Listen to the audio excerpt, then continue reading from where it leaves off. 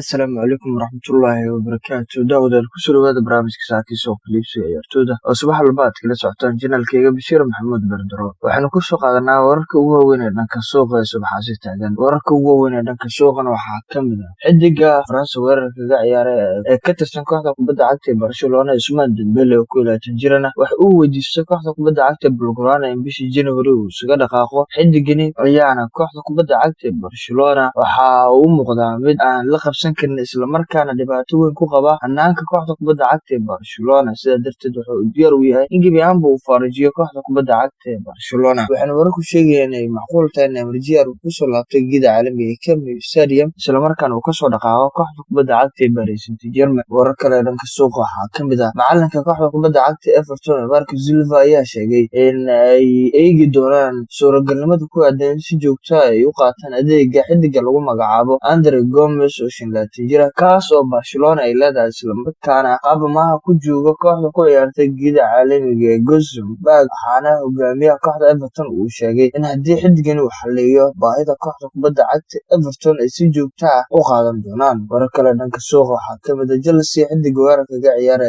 Eden Hazard oo 27 jirana waxa uu meesha ka saaray inuu u dhaqaaqayo kooxda kubadda cagta ee Paris Saint-Germain, balse waxa uu sheegay inuu ka tagayo kooxda ku ciyaarta Stamford Bridge xilli ciyaareedkan. Warar kale dhanka suuqa waxaa ka mid ah Milano agaasimaheeda Leonardo ayaa sheegay in ay wada hadallo la leeyihiin xidigaha ka tirsan kooxda kubadda cagta Chelsea ee kala ah Cesc Fabregas oo 31 jir isla markaana khadka dhexe ka ciyaara, Gary Cahill oo daafaca oo 32 jir iyo Andreas Christensen oo 22 jir oo isaguna daafaca ka ciyaara sidii ay ku soo xirigelin lahaayeen. War kale dhanka suuqa waxaa ka mid ah kooxda kubadda cagta Manchester United ayaa wakiilo soo daawada u dirtay xidiga da'da yar ee daafaca ka ciyaara ee Declan Rice kaas oo 19 jir ah, waxaana uu qayb ka ah xidigan kulankii Hammerska lagu xasuuqo 4 gool iyo eber isla markaana ay ka adkaatay kooxda kubadda cagta Manchester City kaas oo dhacay Sabtidii kasoo talaabnay. Warar kale dhanka suuqa waxaa ka mid ah xidiga daafaca ka ciyaara isla markaana u dhashay xulka qaranka Spain ee Jordi Alba oo 19 jir ah, waxa uu qiray inaysan jirin wax heshiis kordhin ah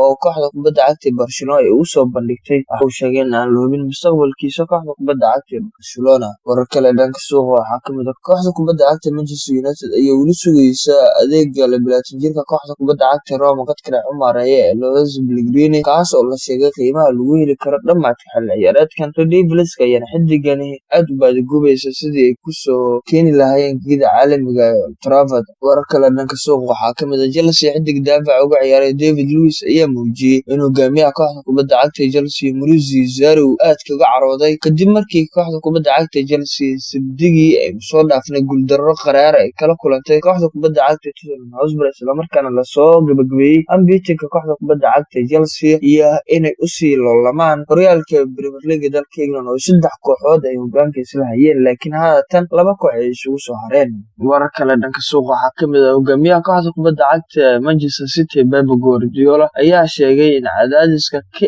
imaanaya kooxda kubadda cagta Liverpool ee ku aadan ku dagaalanka Premier League dalka England ay City dhiirigelin ka qaadayso isla markaana isku dayi doonaan in mar kale ay difaacdaan horyaalka xiisaha badan ee Premier League dalka England. War kale dhanka suuqa waxaa ka mid ah ciyaaryahanka khadka dhexe kooxda Everton ee Seamus Coleman oo 30 jir ah ayaa ku tilmaamay rikoorka kooxdiisa ee Liverpool ka dhigtay mid la yaab leh ka hor maraysa derby. Halkaas ayaan kusoo gabagabeynaya barnaamijkii Saakiisa oo Filiibsiga ciyaartooyda aan kusoo qaadanay wararka ugu waaweyn ee dhanka suuqa uguna xiisaha badan. Mid lamid inta dib ugu kulmi doono barnaamijkan dhamaantiin isku duwan sidaas iyo nabadgelyo. Asalaamu calaykum waraxmatullaahi wabarakaatu.